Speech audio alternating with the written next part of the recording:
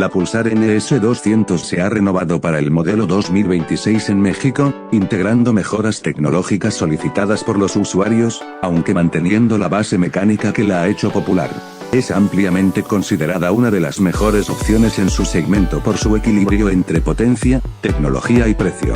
Es ideal si buscas una moto ágil para la ciudad que también rinda bien en carretera. Es reconocida como una de las más rápidas de su categoría, superando en velocidad final a competidoras como la KTM Duke 200. En resumen, es una moto confiable y guerrera si se le da el mantenimiento adecuado, buen aceite y revisiones a tiempo. Pero dime, ¿tú te la comprarías?